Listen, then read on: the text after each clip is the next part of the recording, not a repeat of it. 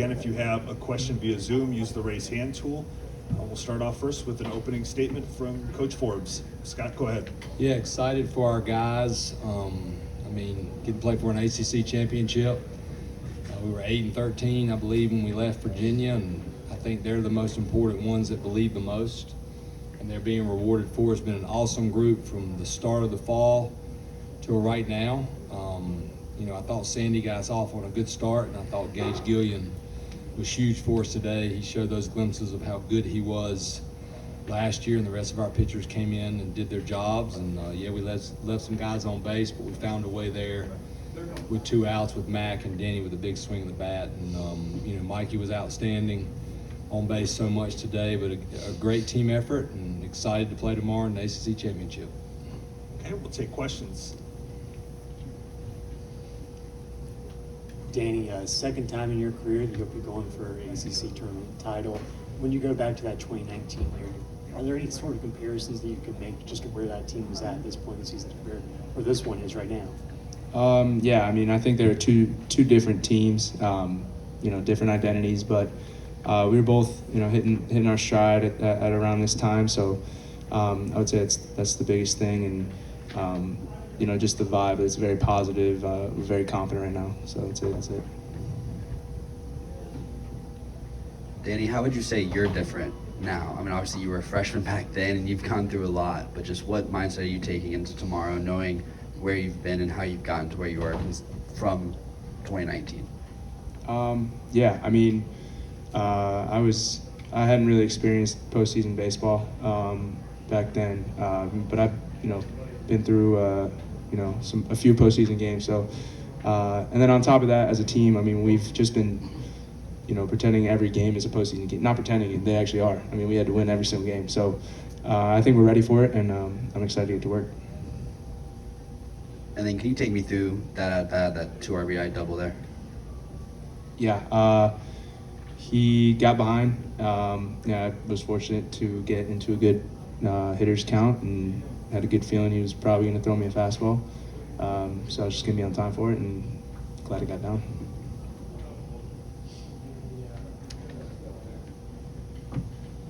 Scott, you mentioned the 8-13, but now you're at a point where you kind of know you're going to go to the postseason. This can simulate a regional or a super regional. How excited are you for the Tar Heels, knowing that, hey, we can get to those things and maybe we can be competitive in the NCAA? Yeah, 100%. Our first team meeting, we talk about what our ultimate goal is, and then we don't talk about it anymore. We talk about, okay, how are we going to reach that goal just through hard work and being consistent. That's exactly what we're playing in right now. It's basically the same thing as a regional almost. Sometimes you have to play 4 games, sometimes you have to play more. But these guys, they know this is the time of year where all that hard work and taking care of your body and getting your sleep and doing the right thing can separate you from other teams, because that's when you're trying to be at your best, your bat speed at your best, your first step at your best, and our pitchers, throwing their best. Mikey, I know for you, you've had to kind of stay patient and keep working, and now you find yourself in this spot where you're kind of a key cog in this lineup, and your 3rd year here, I think. Can you kind of just take us through that journey, and what's kind of been the key for you to emerge in this role that you're in right now, and have the success that you're having right now? So I actually didn't play outfield ever in my life until like maybe a week or 2 before our season started.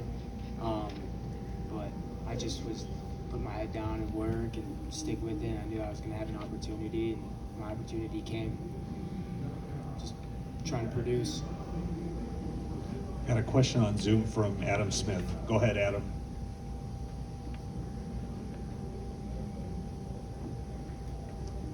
Adam Smith, go ahead. You can take yourself off mute.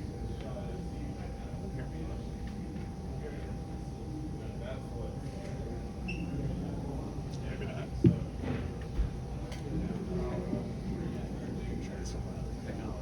Yeah, technology. Yeah, we're having a blast here. There we go. Okay, can you hear me now? Yeah, we've got you. Sorry about that. It wouldn't let me unmute. Yeah, it's like locked up. But I wanted to ask Danny. Danny, you mentioned just approaching parts of the season as the postseason, just to get you in position. To be able to host a regional where it looks like you guys have gotten yourself there to be able to do that, would that be sort of a remarkable achievement given where you guys were in the middle of the year?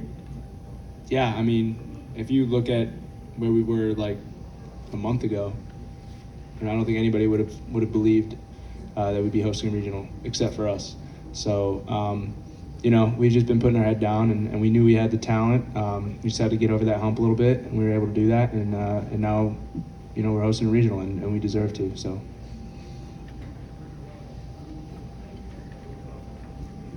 Scott, timely hitting has been something you've talked about a lot. Your guys were maybe 0 for 14 with runners in scoring position going into that Mac at bat, and then Mac, Danny, and Johnny got your 3 hits, but those ended up being the difference today. Just how huge was that? And going into those final innings, was it something you guys talked about that you guys were due, or anything like that?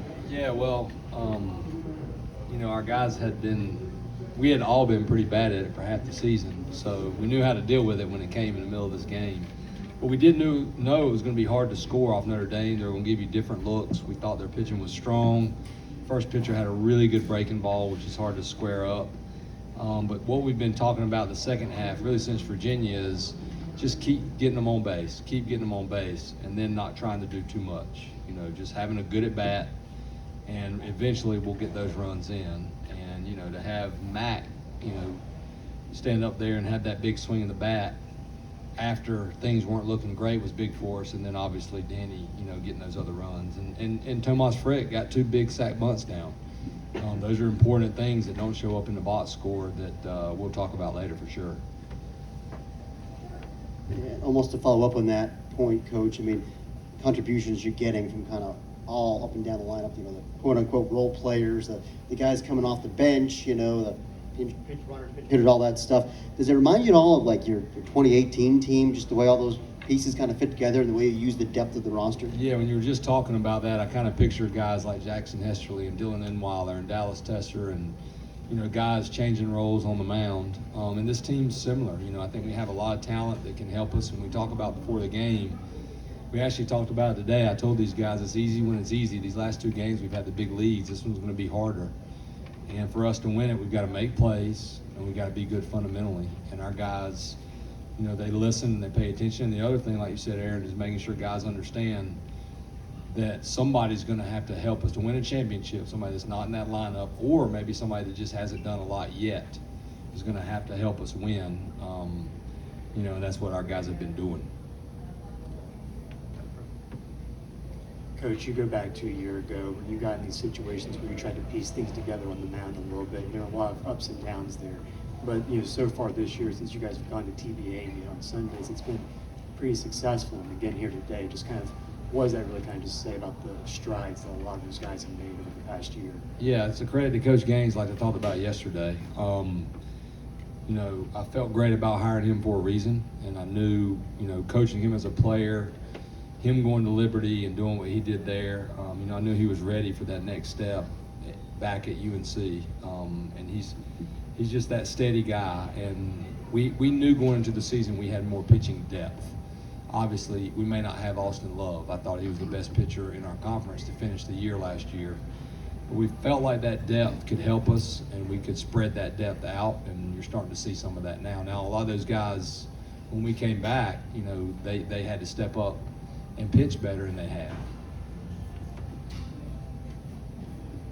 Sir, I have to ask you about Stokely. He had the RBI today, and just his play over this year. He's from the area I cover.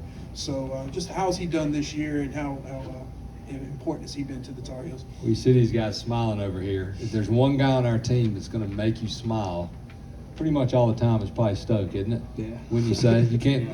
He just brings the same attitude, and he's a positive kid.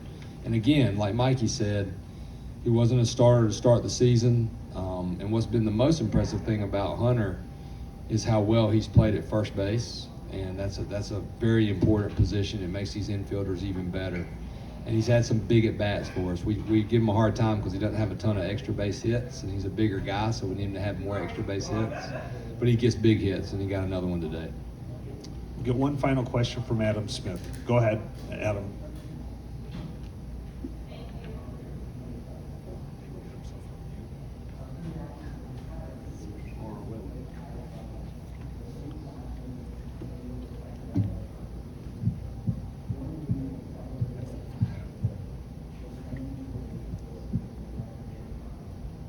Adam, oh, yeah, he's having the same problem. Type your question in real quick and I can rattle it off here.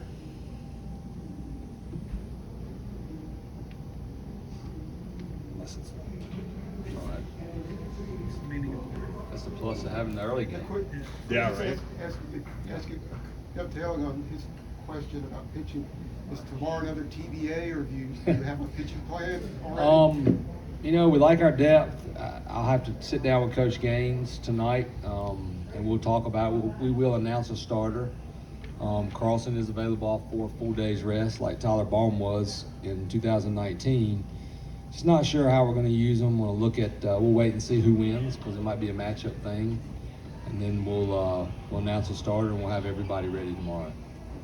Okay. Adam's question, he asked you, Scott, how would you assess the confidence that you're playing with during this winning streak?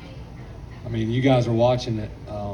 Confidence is a very fragile thing, and I ask every kid when they first get to UNC, you know, does your confidence waver with performance? And they look at me, you know, kind of like, I can't lie about that. It does. But then we work hard, and I got this from Coach Fox way back because he asked me when I was a player, you've got to get where it doesn't waver with that performance. You got to trust the work and putting it in, and then, you know, have faith in it. But confidence is confidence, and you start rolling off some wins, and the guys start figuring out, okay, we can win those close games. The confidence grows even more, and it really started to grow when we got those 2 one-run leads in NC State. Guys, thank you. We appreciate it.